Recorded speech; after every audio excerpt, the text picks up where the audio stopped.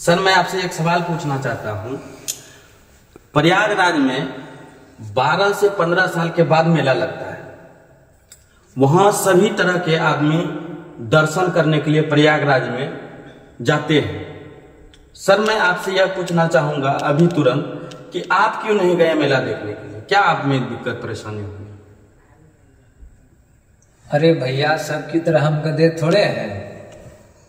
हम दिल और दिमाग से स्वस्थ हैं। उस गंदा पानी में नहाने के लिए कौन जाएगा? हम लोग नहीं जाएंगे। इसलिए नहीं जाएंगे कि वहाँ जो आते हैं साधु संत लोग, बड़े बड़े धर्मगुरु जो आते हैं, वो कहते हैं कि मतलब मेरे अंदर में शक्ति है, मेरे अंदर में भगवान की आवास है। हमको ये बताइए, अगर उनके अंदर में शक्ति है, वहाँ अभी भगदड़ में बहुत से मासूमों की जान चली गई जी, और हर बार जो है वहाँ आग लग रही है जी, तो आप ये बताइए वहाँ की शक्ति अब कहाँ चली गई है? जो बड़े बड़े धर्मगुरु मतलब अपना बताते हैं कि हम तो ये हैं वो हैं, सिद्धि करके आए हैं, तो आप बताइए कि कैसे वहाँ मतलब मासूमों की जान चली गई और भगदड़ में और आग लग गई? बार बार क्यों लग रही है? अभी शक्ति कहाँ गई है? वहां तो मीडिया जा करके पूछ भी रहे हैं तो यहाँ एकदम अमन शांति है, कुछ भी नहीं ऐसा हुआ है। तो फिर आप ऐसे क्यों बोल रहे हैं? तो सोशल मीडिया पे जो आ रहा है, अभी हर मीडिया तो इस बात को दिखा रही है कि भगदड़ होने के कारण जो है कि कितनों की जान गई और आग लग गई है। अरे भैया, हम बताते हैं आपको, असलियत बात ये है जी कि उसके पास कोई शक्ति नहीं है। मैं आपको बताता हूँ, वो शक्ति है लोगों को मूर्ख और बेवकूफ बनाने में, और सुबह शाम गांजा फूकने में, और गोबर गौमूत्र की विशेषता बताने में। और जो सुबह शाम गांजा से शुरुआत करता हो वह कितना संस्कारी होगा तो आपको पता ही होगा। और गांजा पीने वाले को गांव घर में लोग क्या कहते हैं? अगर किसी का बेटा अगर गांजा पिए तो उसका गार्जियन अपने बच्चे का विरोध करता है। अगर वही बड़े बड़े बाबा पिए गांजा और जैसे भोलेनाथ को मान लिया जाए, बोलते हैं कि गांजा पीते हैं, तो फिर उनका गार्जियन, बच्चे का गार्जियन उन साधु का विरोध क्यों नहीं करता है? उन भोलेनाथ का विरोध क्यों नहीं करता है? क्योंकि अंधविश्वास है, वो दिमाग से पैदल हो चुके हैं जी। अभी हम बोलते हैं बिहार सरकार या भारत सरकार भगवान को गांजा पीता है ना भोलेनाथ, सब लोग तो यही कर रहे हैं। फिर गांजा पे बैंड क्यों है? क्यों है बैंड? नहीं लगना चाहिए, भगवान का दिल दुखा रहे।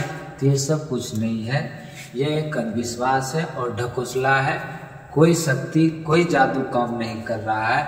और बात रही गंगा नहाने की, बड़े बड़े धर्मगुरु ये भी कहते हैं कि अमावस्या पूर्णिमा में गंगा नहाने से पाप धुल जाती है। हमको ये बताइए रिपोर्टर जी आप जी कि गंगा में मछली रहती है, जी बिल्कुल, मगरमच्छ रहती है, सांप भी रहती है, बहुत तरह के उसमें जीव जंतु रहते हैं। क्या उसका पाप धुल गया? क्या उनको मोक्ष मिल गया? उन्होंने मनुष्य का जीवन पा लिया? नहीं पाया अभी तक। तो फिर ये धर्मगुरु जो बार बार अमावस्या पूर्णिमा में गंगा नहाने के लिए जाते हैं, तो कहने का मतलब सबसे बड़ा पापी तो वो है, उसको पाप से डर है, उसको कर्म से डर है, तब तो वो बार बार गंगा नहा रहे हैं। और देखिए मूर्खता, और देखिए इसके आगे, पाप कौन करता है? विचार।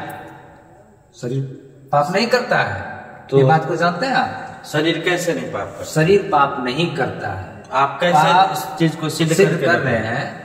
पाप करता है मनुष्य का विचार। अगर हमारा विचार अभी हो गांजा पीने का, तो विचार होगा तब ना पिएंगे। जी बिल्कुल, तो पहले तो विचार आता है। तो पाप विचार करता है, और धोता मनुष्य क्या है गंगा में जाके? शरीर। क्या पाप मैल है जो गंगा में जाके धुल जाएगा? नहीं धुलेगा। और ये भी मूर्खता, इसे भी बड़ा मूर्खता। ये देखिए, जिस गंगा में पापी आदमी अपने पाप को धोता हो, तो फिर उसी गंगा जल को ला करके बोतल में रख करके वह पुनः अपने घर में ले आके वह रख देता है। और पूजा व पाठ ब्राह्मणों के द्वारा जब पूजा पाठ करवाता है, तो वही गंगा जल फिर जो है पूरे घर में छिट्टा करता है, मतलब शुद्ध होता है अपने आप को। बताइए, मूर्खता नहीं है तो क्या है? तो कहने का मतलब आपके बातों से स्पष्ट जाहिर हो रहा है कि समाज में जितने पढ़े लिखे युवक हैं और पढ़े लिखे युवकी हैं, उस चीज को नहीं समझ पा रहे हैं। देखिए, अभी नमस्कार।